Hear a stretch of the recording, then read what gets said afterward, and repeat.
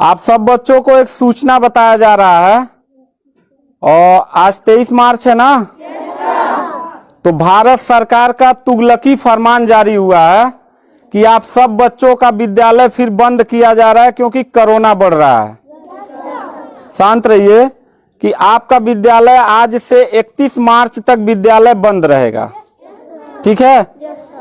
और आप सब लोगों को बताना चाहेंगे कि यही काम पिछले साल भी हुआ था कि 1 हफ्ते के लिए लॉकडाउन किया जाएगा जब आपका एनुअल एग्जाम चल रहा था, और तब से लेके पूरा साल जो था वो विद्यालय बंद हो गया, जिससे आपकी पढ़ाई बहुत ज्यादा नुकसान हुआ।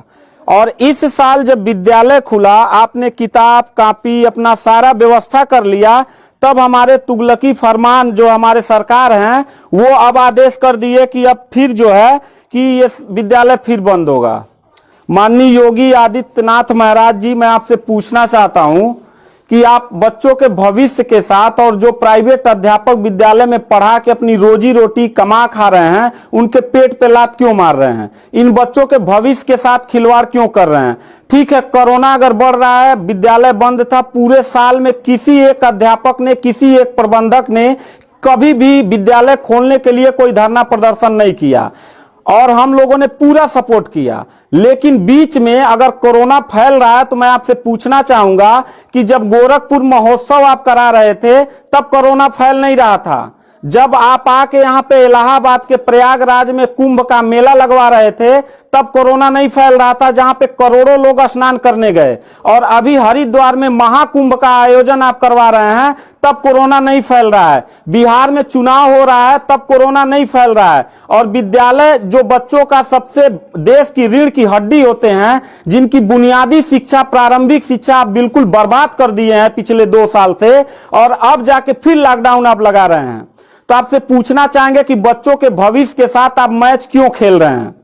ये जितने भी बच्चे हैं, अगर 1 मार्च आप 1 अप्रैल बोले हैं, 1 अप्रैल तक अगर विद्यालय नहीं खुला तो इन सारे बच्चों को लेके मैं रोड पे बैठ जाऊंगा। ये मैं आपको खुला चैलेंज कर रहा हूं, क्योंकि बात सिर्फ मेरे तक का नहीं है, इन सारे बच्चों का भविष्य है और इन सारे बच्चों का भविष्य आप लोग अंधकार में डाल रहे हैं। आप लोग खुद नहीं चाहते हैं कि देश का बच्चा पढ़े, पढ़ के कुछ लायक बने। आप लोग अपना जब रैली निकालना रहेगा, चुनाव रहेगा, तो कोरोना आपके पास नहीं रहता है। और जब आपको लगेगा कि आपके विपक्ष में लोग खड़े हो रहे हैं तो आप कोरोना का ड्रामा करा के विद्यालय को सबसे पहले आप बर्बाद कर रहे हैं। आप बताइए, विद्यालय में आप गोरखपुर जिले में 193 लोगों ने अपने विद्यालय की मान्यता निरस्त करा लिया। जानते हैं क्यों? महंत योगी आदित्यनाथ जी, क्योंकि वो लीज पे चलाते थे और उनका भाड़ा हुआ करता था 40,000 45,000 रुपया मंथली हुआ करता था। वो भाड़ा न चुकाने के वजह से, चूंकि मालिक को भाड़ा चाहिए, उन लोगों ने अपनी मान्यता निरस्त करा दिया। और सरकारी जो स्कूल है उनकी हालत तो पहले से मतलब खस्ता हो चुकी है। तो ऐसे कंडीशन में गार्जियन करे तो क्या करे और हम अध्यापक करे तो क्या करें? ये जितने भी 16-17 स्टाफ हैं, इन सब लोगों की रोजी रोटी चलती है इन बच्चों के और इस विद्यालय के संस्था से। आप लोग हमारे पेट पे प्रहार कर रहे हैं, हम लोगों के व्यवसाय से प्रहार कर रहे हैं। अगर आपको लग रहा है कोरोना है, ठीक है, विद्यालय बंद कर दीजिए, तो आप ये भी अपनी नियत को साफ करिए कि कुंभ का जो मेला, महाकुंभ का लगवाने वाले हैं, उसको भी कैंसिल कर दीजिए। और जो गोरखपुर महोत्सव और गोरखनाथ का मेला लगवा के आप ड्रामा करवा रहे हैं वो भी बंद करवाइए। यानी आप खुद नियम का पहले फॉलो करिए, हम लोग नियम को फॉलो करने के लिए तैयार हैं। अगर लास्ट में जाते जाते यही कहेंगे, इन बच्चों को, चेहरों को देखिए, इनके माता पिता ने सारे बच्चों का, किनका मोबाइल बज रहा है, साइलेंट कर लीजिएगा सर। इन सब बच्चों के माता पिता ने, बच्चों कितने लोगों ने आप किताब कॉपी अपना सारा कंप्लीट कर लिए हो? पता है, एक एक बच्चों की किताब कॉपी 2-2 हजार रुपए की आती है। आप फिर लॉकडाउन लगा दिए, इनकी पूरी पढ़ाई बर्बाद हो गई। अब यानी आपने 1 हफ्ते का लगाया है, आपकी नीयत पे तो मुझे 100% विश्वास है ही नहीं है कि आप करोगे क्या। आप पूरे साल पढ़ाई बर्बाद करोगे। हाथ नीचे करिए। अब ये बच्चे करेंगे क्या? किताब लेकिन इनके गार्जियन करेंगे क्या? हम लोगों ने पूरा कोऑपरेट किया सरकार को। जितना दिन लॉकडाउन लगा था उतना दिन का मैंने पूरे सभी विद्यालय के लोगों ने शुल्क माफ कर दिया, क्योंकि गार्जियन के ऊपर कोई लोड न पड़े। हम लोगों ने टीचरों को पेमेंट नहीं किया, क्योंकि हम लोगों ने जब फीस नहीं लिया तो पेमेंट कहां से करें।